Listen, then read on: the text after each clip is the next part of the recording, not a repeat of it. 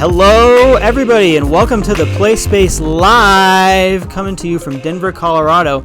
New face in front of the camera tonight. Hi, I'm Sam Avallone, Keith's son, in case you don't know me. Some of you might know me from, conventions. Maybe you see my name on some emails here or there, but in case you don't, hello, nice to meet you. And tonight I'm going to be sitting down, answering some of your questions that you have sent to me so graciously on Facebook, email, all over the place. Got some great answers for you tonight. Trying to think if there's anything else I need to touch on before we just jump into this, but I don't think there is. So without further ado, we're going to get this show on the road. So I've kind of, broken these questions up into three different categories. And the first that we're going to be talking about is release date questions. So a lot of you had questions about when things are coming out, when you can expect to see different products hit the Play shelves.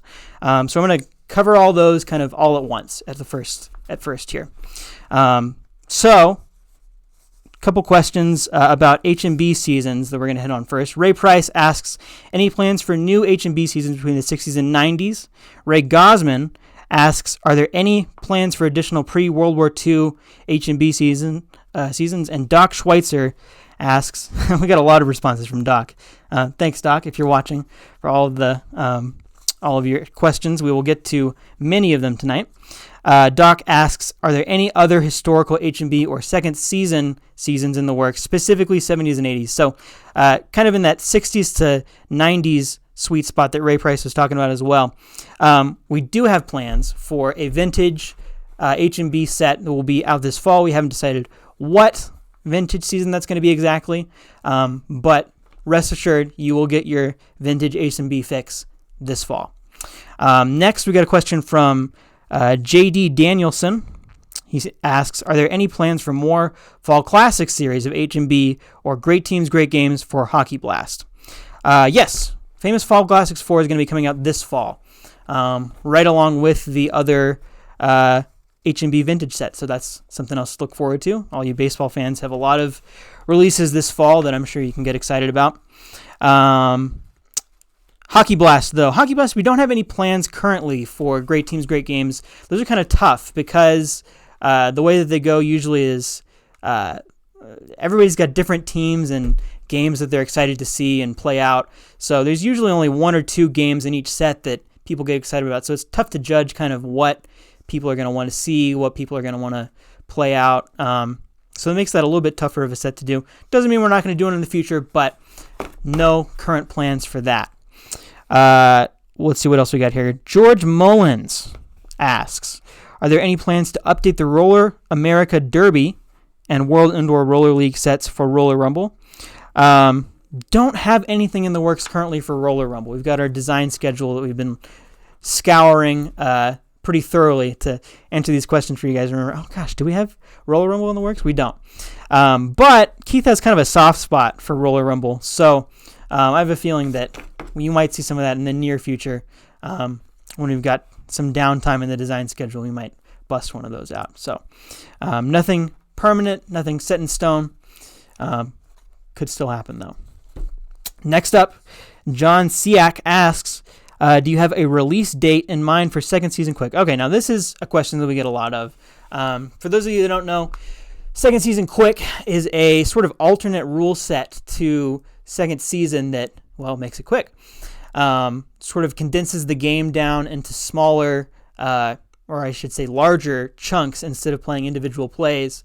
We got a couple of videos on our YouTube channel about it right now if you want to check it out if you're unfamiliar. But yeah, a lot of content's been going on around that.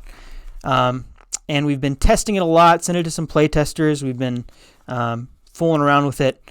And we're pretty happy with where it is right now currently. We don't have a release date set in stone, but could be as early as this year. If not this year, definitely next year. I hope that's enough of an answer for you, John.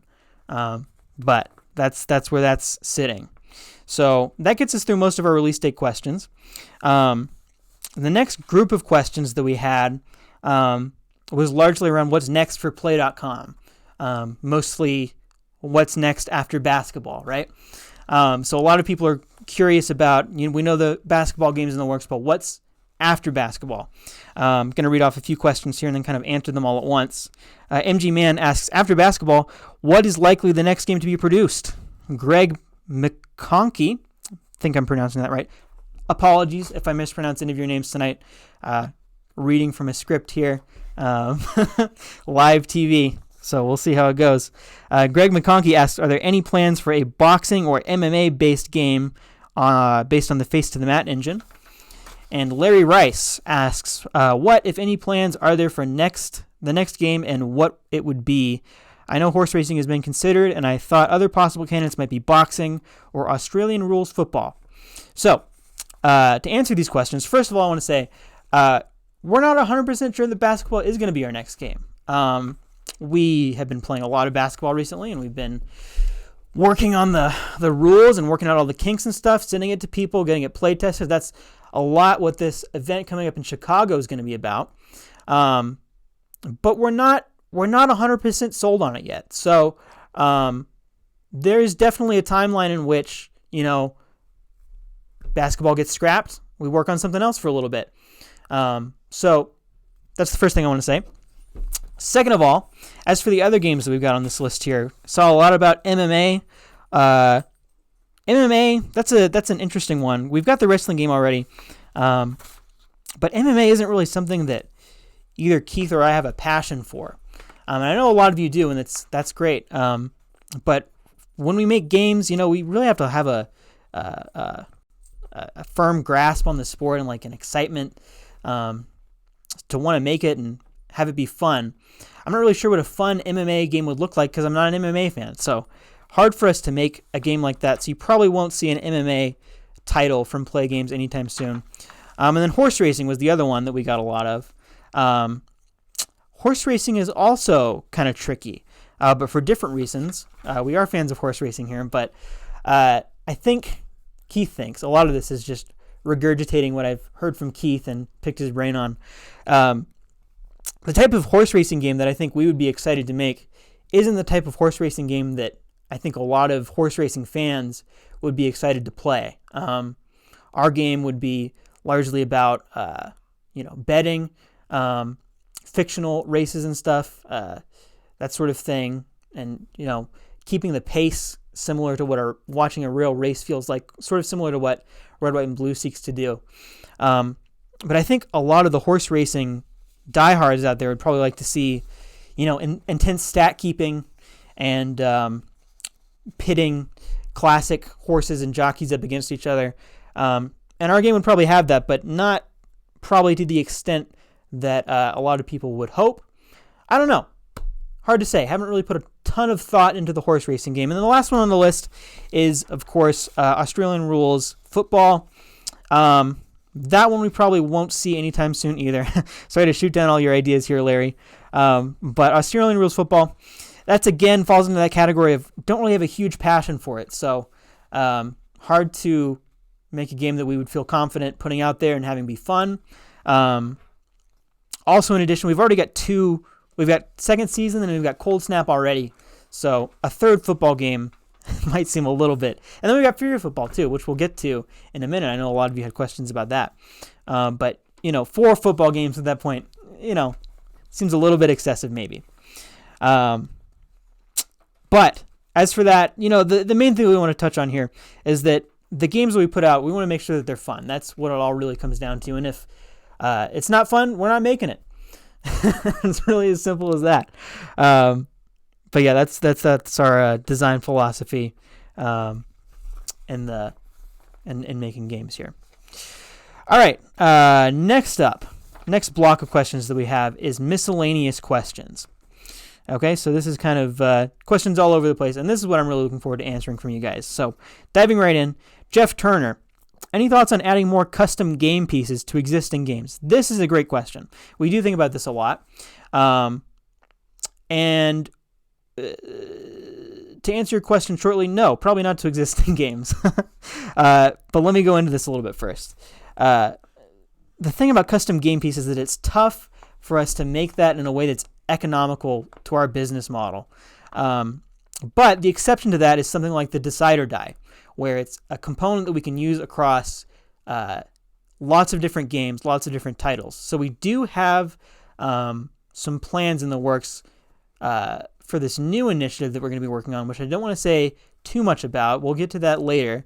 But a short answer to your long question is yes, we do think about that, and it's possible to see some of those in the future. Next up, Bob Hansen. Hey Bob, how you doing? I'm sure you're watching the stream. Good to hear from you on Facebook. Are there any plans to expand on fictional seasons and offerings, say with larger leagues or more frequent updates, such as for the HMG or Face to the Mat franchises? So, yes, fictional leagues are something that I personally find really interesting. That's probably what I'm most interested in of all of the sports board gaming hobby. So yeah, I'm a big fan of it, and I'd like to see more expansion there.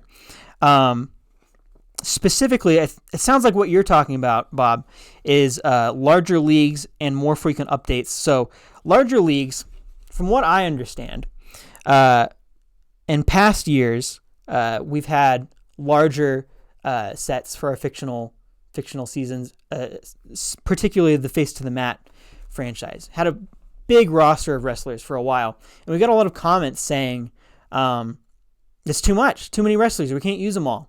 So with that in mind, that's kind of the guiding principle that we've used in creating our current fictional sets. We don't want to put too much out there. We don't want to oversaturate and give you guys too many players to work with. But it sounds like maybe you're hoping for a few more, so we might think about padding the rosters maybe a little bit for our next fictional releases. Then as far as more frequent updates, that really comes down to design schedule, which is something I touched on briefly when we were talking about upcoming releases. We can only design so much. We've only got so much time in the day to devote to designing sets and stuff, and as it is now, we're pretty much capped out. However, I will say that interest in the fictional sets has sort of been rising a lot over the past couple years or so, almost to the point where it's matching interest in our real life sets. So with that in mind, it's possible in the future we swap out some of our real life releases for fictional releases. But the big thing to hit on here is that we're kind of capped out at the number of sets that we're designing each season now. So something would have to be swapped out for those. In addition to that, though, we are looking to expand fictional offerings in other ways. So what that could look like is not necessarily more sets or larger sets, but I'm talking about more immersive sets. This is some ideas that Keith and I have kind of tossed around a little bit. We were just talking about it the other day, actually.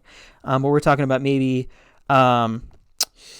creating teams for some of the fictional leagues, teams with logos and sponsors and leagues and stuff that those teams can participate in.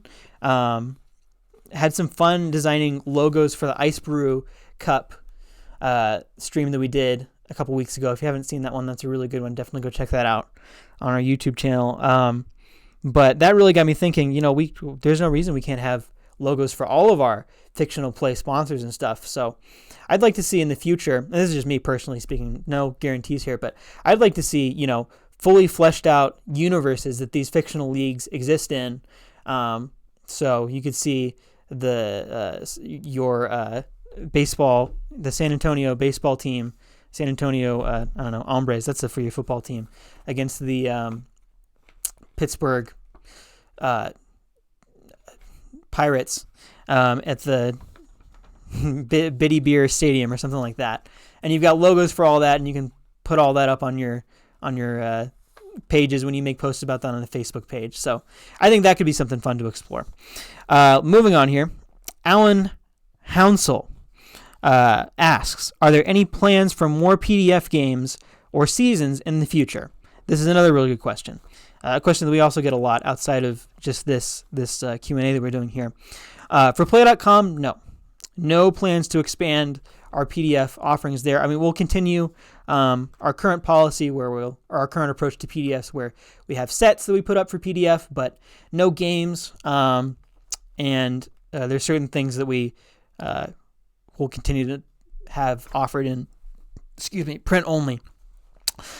However, and this is moving into some uncharted territory here, our new brand of games, our new sort of initiative that we're going to be launching this fall, that's going to have a different policy regarding PDFs, and that everything's PDFs. So every product, from what I understand, I'm trying to think, I think every product that we offer as part of this new initiative coming this fall, I keep saying that over and over again because I don't want to name it. We're still working on some names and figuring all that stuff out. But anyway, all of that is going to be fully available via PDF download.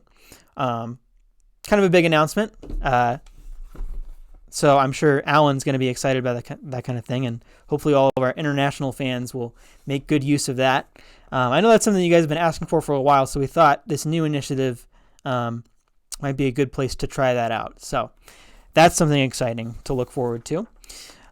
Moving on again, we got BJ Wanland, who asks, what do you think is the most underappreciated game that PLAAY sells?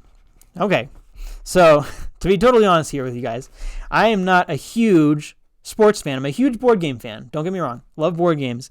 Not a huge sports guy. So this is a little bit outside of my wheelhouse. I've played all the PLAAY games and most of the PLAAY games, and have at least some experience with all of them. But the one that's really stuck out to me, and I've had a lot of fun with personally, has been Face to the Mat. So that's got to be my pick for underappreciated. I think what makes Face to the Mat fun for me, sort of as opposed to all the other sports games, that's not to say that the other PLAAY games don't do this, but what I get from Face to the Mat is its sense of story, right? In the sense that you can sort of visualize the characters and the moves that they're pulling off on each other. And there's just a lot of charm and narrative built into the different wrestlers and the wild results that you can get sometimes in the charts and stuff. So Face to the Mat, my pick for underappreciated game. Moving on again, got another question from Doc Schweitzer, who I said, thank you, Doc, again, for all of your questions. Doc asks, any chance of Fury Football making a comeback? I said we'd get to Fury Football. Now here we are. Yes, Fury Football will be back this fall. Stay tuned for more info on that. He also asks, it would be cool to play against you, Keith, or Steve, or Al at a live event, live stream event. Maybe one as part of a contest. Thoughts? So our thoughts on this is live stream, tough. Setting up a multi-host stream is kind of a logistic, I don't want to say nightmare, but it's definitely challenging. And to be honest, it's probably a lot more work than a lot of the winners of that contest want to put through. So probably not something you're going to see from us. But this is a nice segue into another question that we got from Greg McConkey again, who asks, have you ever considered doing an event in the Detroit area? Yes, we have. And there are many cities that we'd love to host events in. But it's hard to choose sometimes. So this is where we start to tie things in to Doc's question. For example, for our Fall Classic pre-play event, we had, Bob Jinkerson stepped up and really organized this with one of his local game stores because he was passionate about having the event at his location. So, Doc, if you want to play against us, if you want to play against Keith and anybody else that shows up, set up an event, get in contact with us. We'd be more than happy to talk to you about that. And anybody that wants to set up an event or host an event or something like that, contact us, make the arrangements. We'll be there. And that is really about it for the questions that I've got from you guys. How are we doing on time? Do we have... We're right at 25 minutes. Okay. Got any good questions and maybe just one or two questions from live chat? Anybody asking anything particularly pressing? There's really no questions on the live stream at this point, but okay. If someone would like to post them, I think we got time for one or two. Let's do one or two. That, Face to the Mat is not underappreciated by him. Okay, great. Thank you, Scott Johnson. Appreciate you appreciating Face to the Mat. What else we got? Anything? And you might talk about quickly about cricket. We were talking about different sports. Yes. Okay, funny story. We're talking about different sports, and I was giving my whole long ramble here, and Keith holds up a piece of paper that says cricket. I thought he was saying crickets in the audience, move it along. Nobody wants to hear about all this. But he's talking about cricket, the game. Yes, so that was another thing that we should talk about. Again, nothing concrete, but as long as we're talking about games that might happen in PLAAY's future, when we were talking about these questions earlier, cricket is one that did come up. We both think it'd be interesting to explore cricket, a game that can go on for days and days, and then how do we condense that into something that people would actually want to play? So, and I think there's enough of an audience for it that it would be worth making, and it seems like a fun sport too. So, cricket is definitely something that is on our radar as far as possible potential PLAAY games in the future. But it would be in our own version of it. Right. Our own version of cricket, kind of maybe similar to Fury football and how that plays with football. So, Fury cricket confirmed for next year. You'll see it. Don't Not say that. joking. Anything? Nothing good? Okay. Well, I think we might just end it here then. This week, Steve Tower. That's right. So, next week on the PlaySpace Live, let me plug our next stream here real quick. We're going to be playing with Steve Tower again live on the PlaySpace.